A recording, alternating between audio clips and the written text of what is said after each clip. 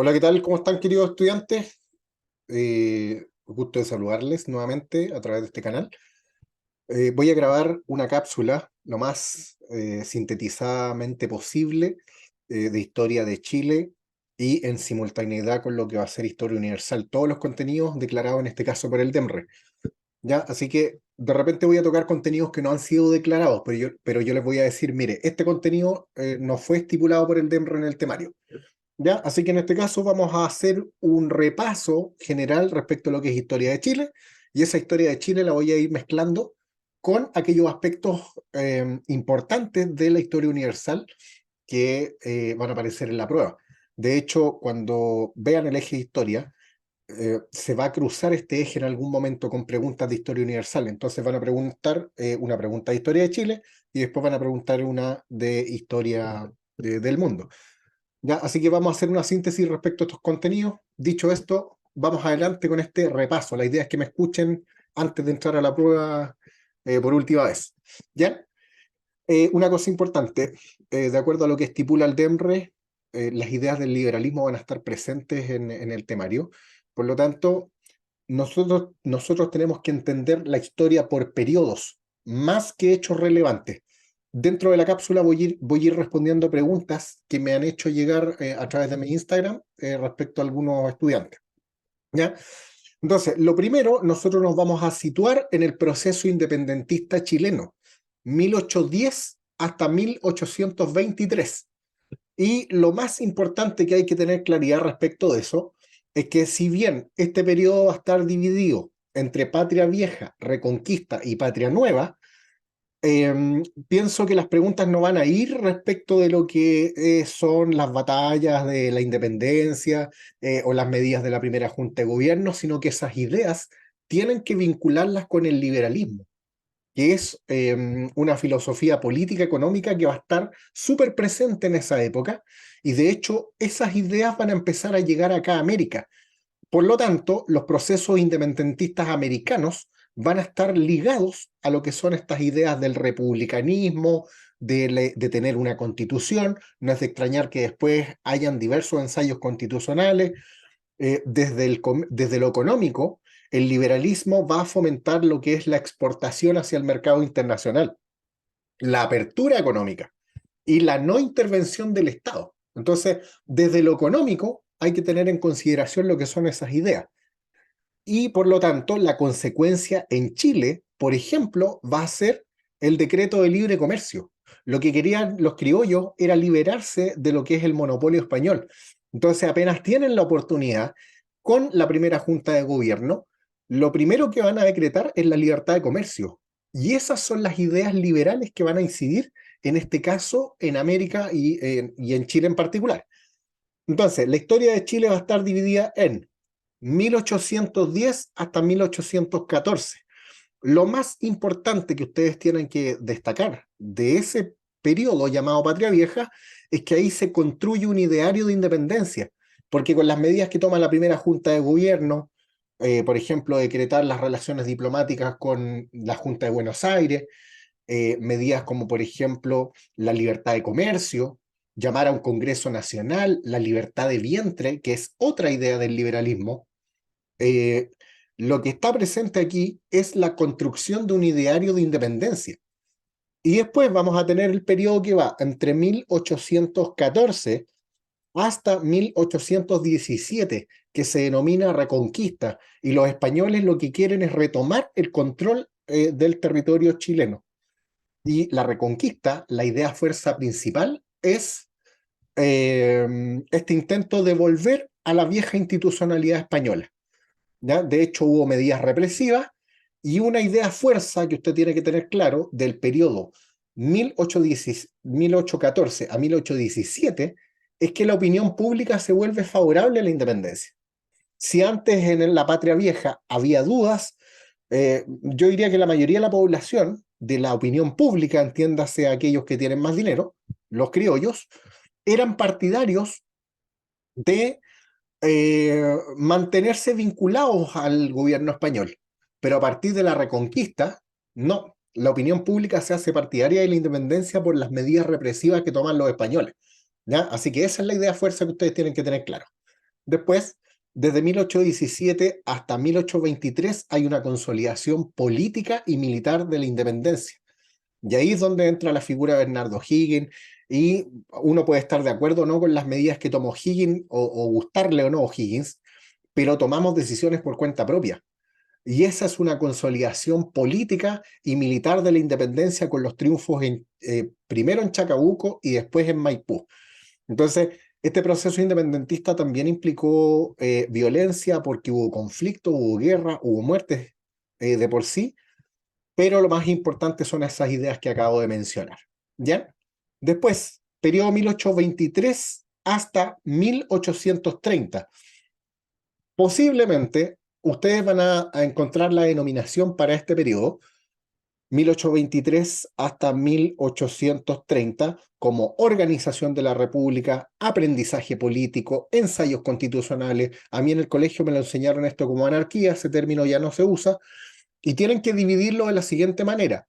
Los aspectos políticos, lo más importante de los aspectos políticos tienen que ver con la idea de organizar una república. Esa es la idea fuerza más importante, porque, claro, tenemos bandos políticos, los conservadores, los liberales, hay diferencias, son todos de una élite, pero tienen diferencias respecto a cómo organizar la república. Pero ellos quieren, en el fondo, conducir eh, las decisiones para organizar una república, y eso es lo más importante. ¿Ya? Entonces, ese es el primer aspecto político. Segundo aspecto político, no habían partidos políticos. Cualquier pregunta que diga que aquí habían partidos políticos, o en el Chile de comienzos del siglo XIX surgieron los primeros partidos, usted descarta esa alternativa. Aquí tenemos grupos de opinión, tendencias, gente que piensa parecido, y esos son los conservadores y los liberales. ¿Ya? Entonces, eso es un aspecto bien, bien importante a considerar. Hay diferencias respecto a cómo organizar la república, y estas diferencias van a derivar en una guerra civil de 1829. ¿Ya? Entonces, eso desde lo político. Desde lo económico teníamos una situación de crisis entre 1823 hasta 1830, porque habían consecuencias de lo que fueron las guerras de independencia. Hubo un préstamo que se le pidió, en este caso a los ingleses, ese préstamo había que pagarlo, así que vamos a tener consecuencias desde lo económico, y eso es una situación de crisis, de inestabilidad. La inestabilidad también era desde lo político, porque no había experiencia política. ¿Ya?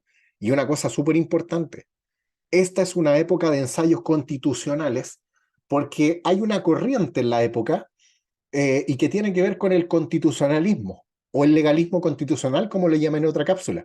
Y eso es esta idea de tener una constitución.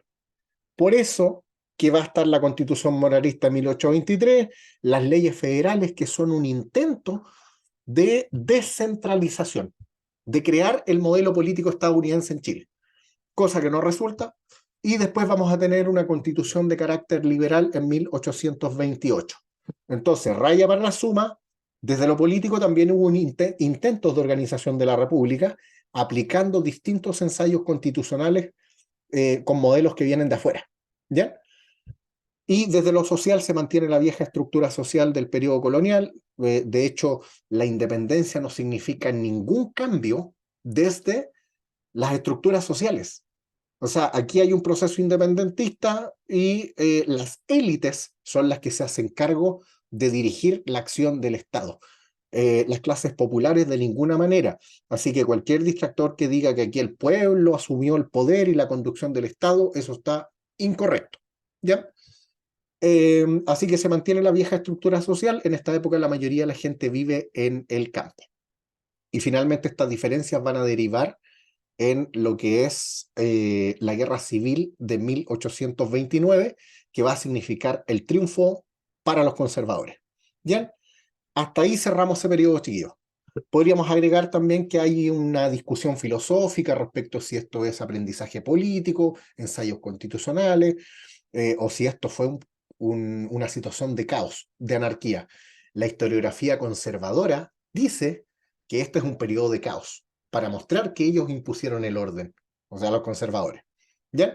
Vamos al siguiente periodo. República Conservadora, 1831 hasta 1861.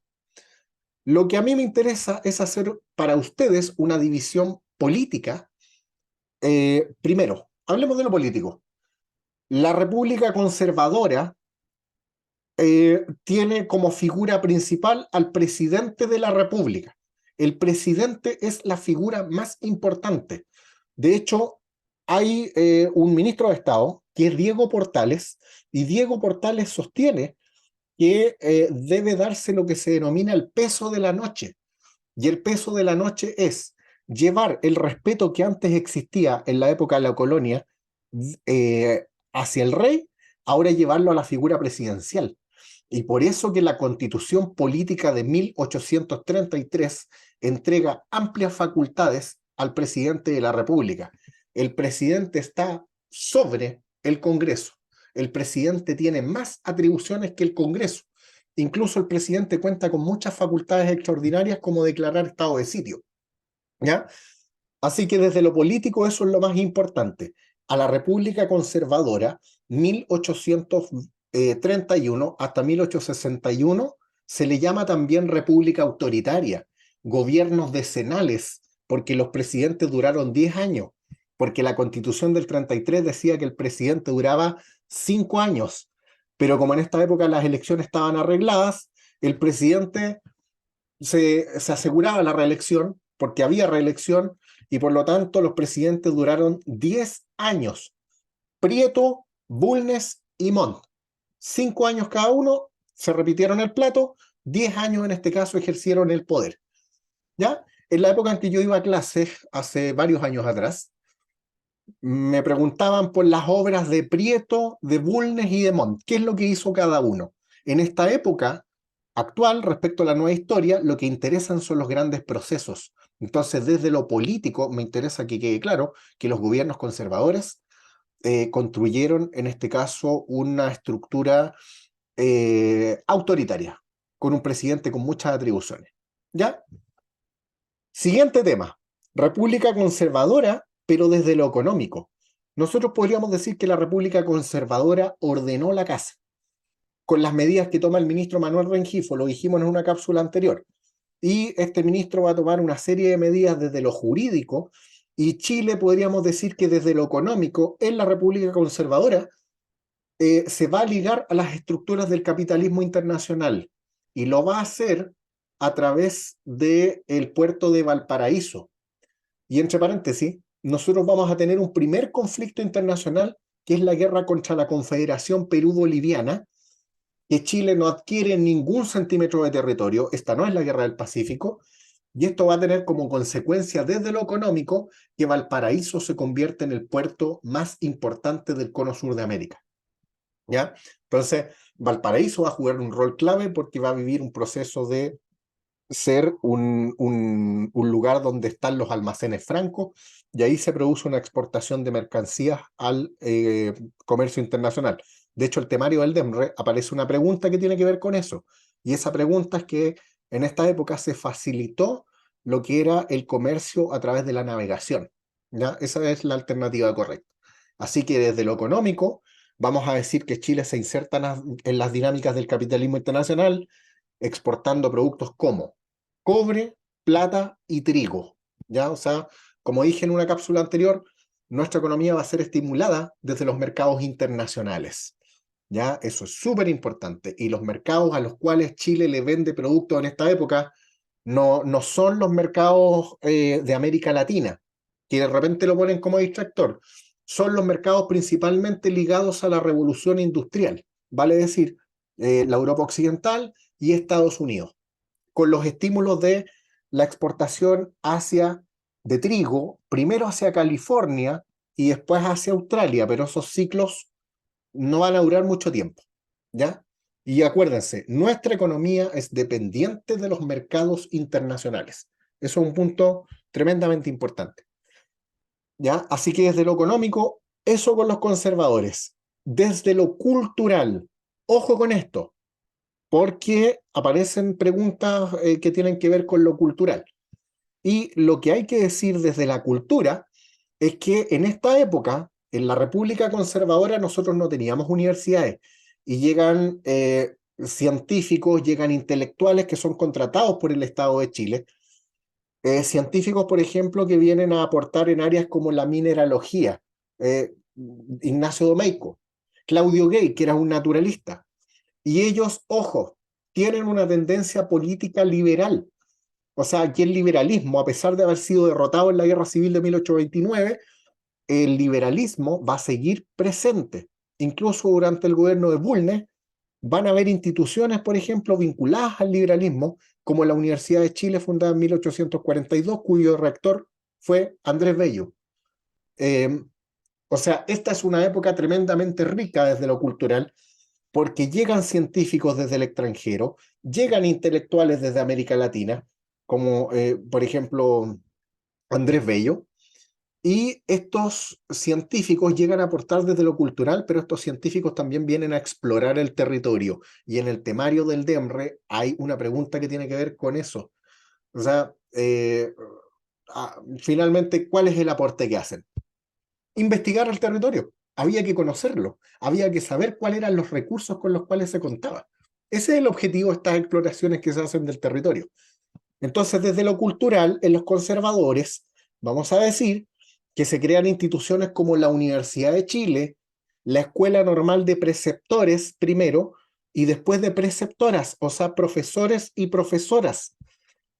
La generación del 42, o sea, la década de 1840, es tremendamente importante desde lo cultural, porque surge, por ejemplo, el primer grupo de intelectuales en Chile, la generación, comillas, del 42. Después vamos a tener organizaciones desde lo político. El año pasado se preguntó algo de esto y que tiene que ver con la incorporación de gente que no está vinculada tradicionalmente a la política, como son los artesanos, ¿ya? De hecho, eh, en esta época se les invita a participar de la política. Van a surgir instituciones como el Club de la Reforma, ¿ya? Y que buscan finalmente terminar o hacer una oposición a lo que va a ser el gobierno eh, a los gobiernos conservadores. Y de esto me voy a tomar para responder una pregunta que nos hace Cayo Imp, y que dice en qué consistió la Revolución de 1851 y la Guerra Civil de 1859. Por hechos bélicos, a usted no le van a preguntar. Lo que sí me interesa entender, estos dos levantamientos tienen que ver con una oposición al liberalismo desde las provincias, ¿ya? De hecho, en las provincias principalmente estaban los liberales y los conservadores estaban más bien en la zona más central. O sea, aquí había una lucha de poderes entre lo que es la centralización versus la descentralización. Los liberales eran partidarios de la descentralización. Por lo tanto, estas dos guerras civiles hay que entenderlas desde una mirada de oposición en contra del régimen conservador, ¿ya? Quedémonos con eso, no nos centremos en la batalla de los loros, de Cerro Grande, del combate Loncomilla, sino que centrémonos en una oposición al régimen político conservador, ¿ya? Eh, Así que principalmente me interesa eso desde lo que es la República Conservadora. Bonus track, que no está declarado por el DEMRE, las modificaciones del territorio, ¿ya? Y una de estas modificaciones tienen que ver con la colonización alemana. De hecho, desde 1845 se va a crear la ley de colonización y se va a incentivar lo que es la ocupación del territorio en la zona sur. Entiéndase zona sur como Valdivia, y Yanquihue y los alrededores, hasta Puerto Montt, ¿ya? Entonces, el objetivo de esto era darle continuidad al territorio y generar una productividad agrícola, ganadera e industrial, ¿ya? Eso es una modificación importante del territorio, o desde lo territorial, ¿ya? Y sí, principalmente eso. De hecho, yo diría que es la principal modificación territorial. Ah, y otra cosa importante, durante la República Conservadora va a haber una ocupación de lo que es el estrecho de Magallanes, ¿ya? De hecho, ahí se crea el Fuerte Bulnes, 1843, ¿ya? Así que esas son como las dos intervenciones territoriales que van a haber durante la República Conservadora. ¿Ya, chiquillos? Paso al siguiente tema. Llevamos hasta ahora 19 minutitos. República Liberal. 1861 hasta 1871. De hecho, durante la República Liberal, nosotros lo que vamos a tener, si en la República Conservadora el presidente estaba sobre el Congreso, en la República Liberal el presidente va a empezar a perder atribuciones. Y la única manera en que eso ocurre es con modificaciones a la Constitución Política de 1833. ¿Ya? Se va modificando la Constitución, sobre todo desde 1871, durante el gobierno de Federico Razzuri, y el presidente empieza a perder poder. Entonces, el primer gran objetivo de los liberales es quitarle poder al presidente. Ese proceso se va a llamar liberalización. ¿Ya? Ese concepto es importante, quitarle poder al presidente. Liberalización y entregar más libertades individuales. Eso es liberalización. Y la secularización es quitarle poder a la iglesia. La iglesia tenía mucha influencia social. De hecho, el ritmo de vida de la gente giraba en torno a la iglesia. Y el objetivo, en este caso, es quitarle poder a la iglesia. Secularización. Se van a crear, por ejemplo, instituciones como el registro civil. La iglesia controlaba los nacimientos, los matrimonios y las defunciones. Por lo tanto, cuando se crean las leyes laicas, 1883, 1884, la iglesia pierde poder y se vive un proceso de secularización.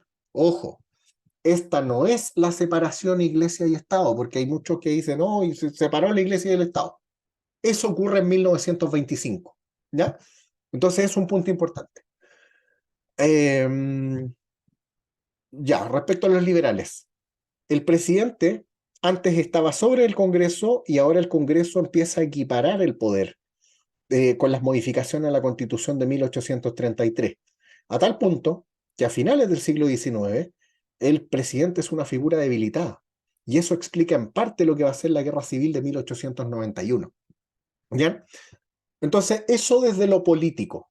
Desde lo económico, Chile va a seguir con esta política de apertura al mercado internacional y se va a aplicar un modelo que se va a llamar modelo libre cambista. Y ese modelo, ojo chiquillos, que ahí puede aparecer una pregunta.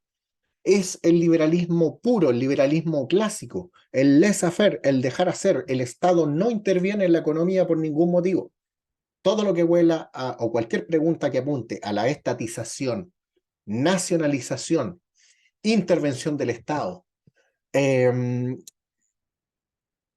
participación del Estado en la economía, expropiación, etcétera, eso no corresponde al siglo XIX, ¿ya?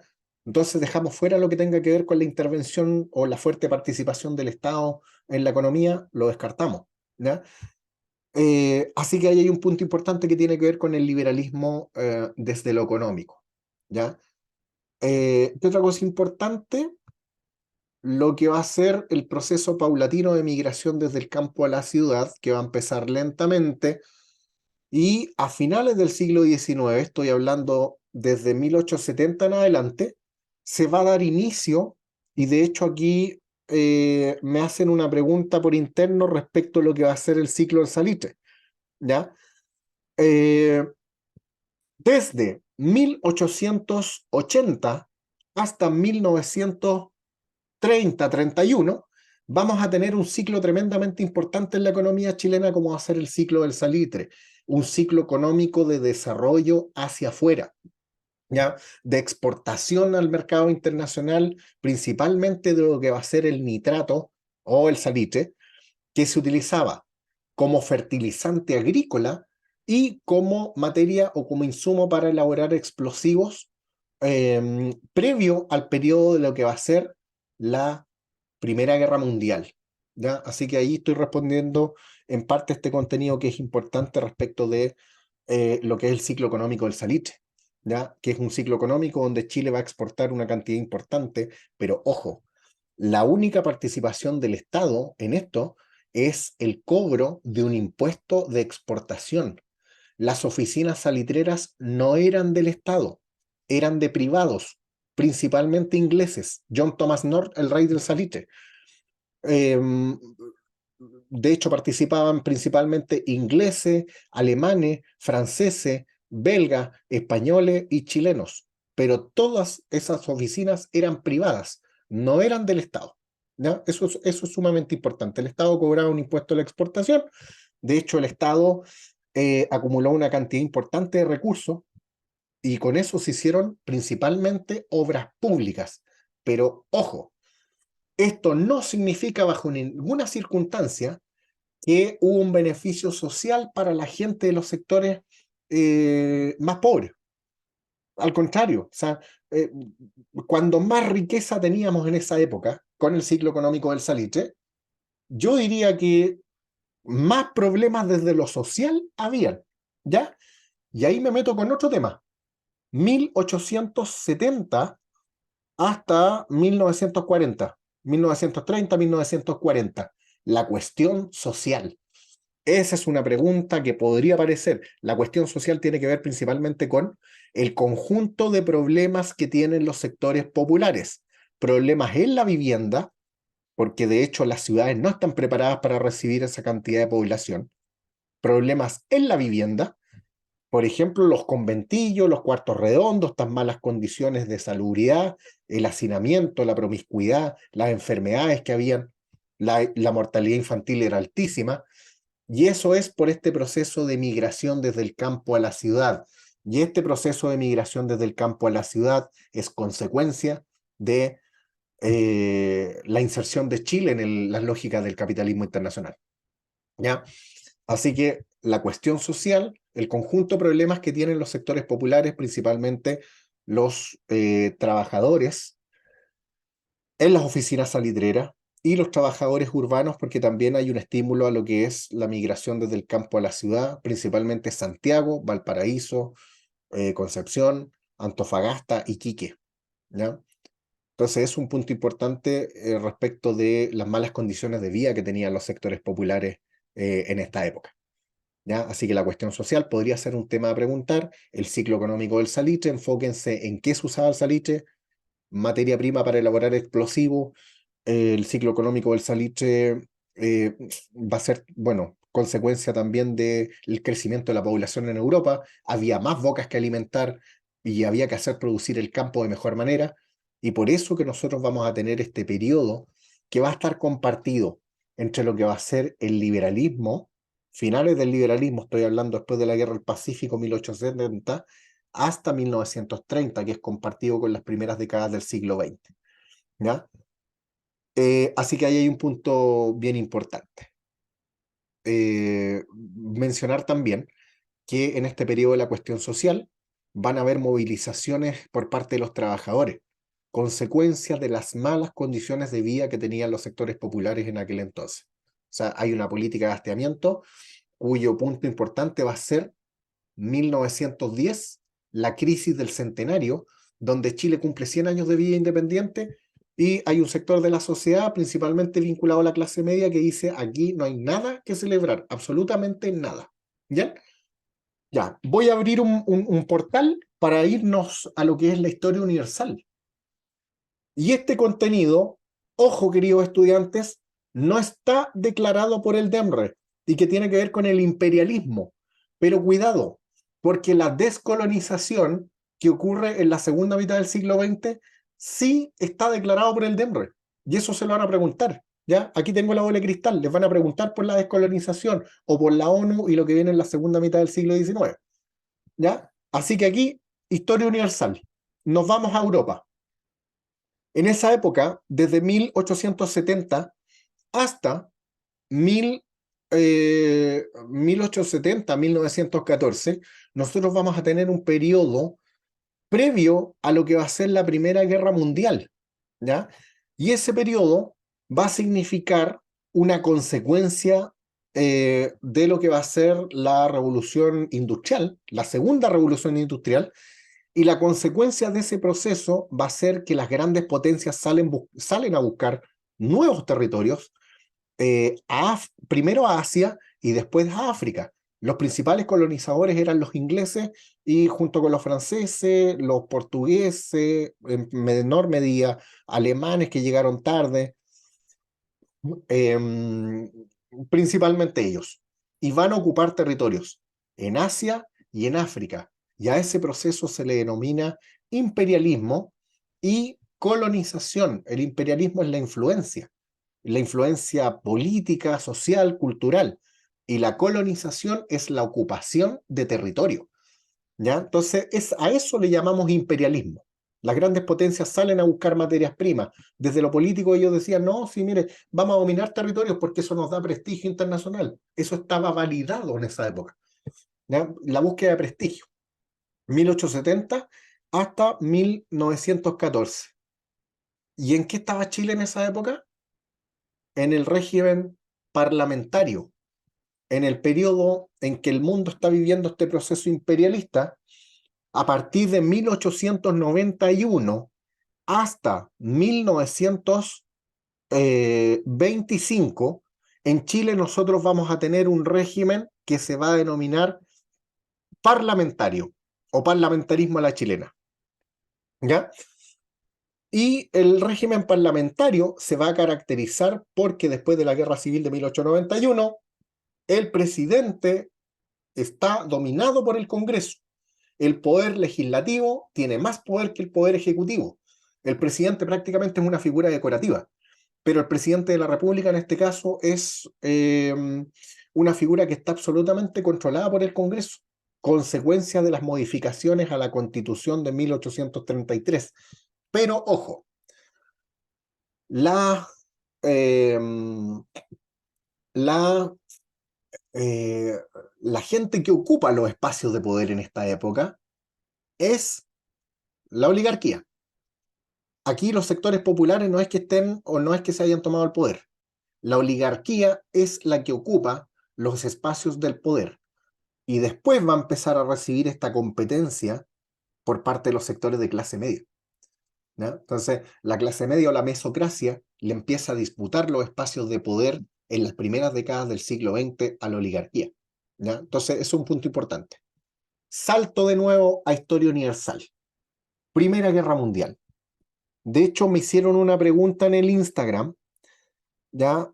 Y que tiene que ver con la Primera Guerra Mundial, ¿ya? De hecho, la pregunta dice, eh, Primera Guerra Mundial. Mire, los hechos bélicos no nos interesan a nosotros. No nos interesa la batalla de Jutlandia. Voy a hablar generalidades solamente, porque la Primera Guerra Mundial no está declarada por el DEMRE, al igual que el imperialismo. Entonces nosotros nos vamos a centrar en que en la Primera Guerra Mundial, claro, va a ser el primer conflicto de esas características que nunca antes se había visto. Es un conflicto donde la revolución industrial va a estar al servicio de la industria armamentística y por eso se explica la letalidad de las armas. Es un conflicto donde muere población civil que no tiene nada que ver con la guerra y muere también militares, aunque en esta guerra mueren más militares que civiles. Por primera vez van a morir civiles, gente que no tiene nada que ver con el conflicto. Primero vamos a tener una guerra de movimiento. Esa guerra de movimientos busca la derrota rápida del adversario, impulsada por los alemanes, y después esta fase de la guerra se va a estancar, y eso va a ser la guerra de trinchera. Entonces vamos a tener primero guerra de movimiento, se estanca la guerra de trinchera, una guerra de tremendo desgaste, mucha muerte, destrucción. De hecho, la guerra eso es lo que provoca. Y yo me quiero centrar en las consecuencias de la guerra. Y las consecuencias tienen que ver con que antes vamos a tener grandes imperios, como el imperio austrohúngaro, el imperio turco-otomano, el imperio británico, y se terminan los grandes imperios, y van a surgir nuevos estados, consecuencia de la Primera Guerra Mundial, ¿ya? Van a haber países nuevos. Entonces, en resumidas cuentas, antes de la Primera Guerra Mundial, habían, yo diría que 24 países, y después de la Primera Guerra Mundial van a haber 32, aprox. ¿Ya? Entonces, Estados Unidos, primera potencia mundial. Y ojo con esto, ojo, porque va a surgir un organismo internacional para prevenir los conflictos, y ese organismo internacional va a ser la Sociedad de las Naciones. A usted no le van a preguntar por la Sociedad de las Naciones, o tal vez sí, como distractor, pero le van a preguntar por la ONU, fijo. se los doy por firmado que puede salir una pregunta de la ONU. Y ese es el organismo de paz post Segunda Guerra Mundial. ¿Ya? Así que eso me interesa respecto a lo que son las primeras décadas del siglo XX. Voy a grabarles otra capsulita, pero del siglo XXI, y en simultaneidad con Historia Universal y América Latina, para que no sea tan largo este podcast. Lo voy a llamar podcast, ¿ya? Así que, de más está decir que entre 1891 y 1925, nosotros podríamos decir que ese es aún el siglo XIX en Chile, porque entre 1900, 1899 y 1900 no hubo un gran cambio. Los grandes cambios en la historia de Chile del siglo XX van a ocurrir en la década de 1920. Por eso que voy a hacer un alto con la cápsula acá, porque para mí el siglo XX no empieza en 1900. El siglo XX en términos históricos empieza en 1920, 1925, porque ahí se producen cambios importantes.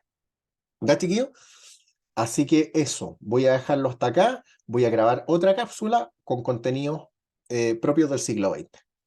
Nos vemos, que esté muy bien.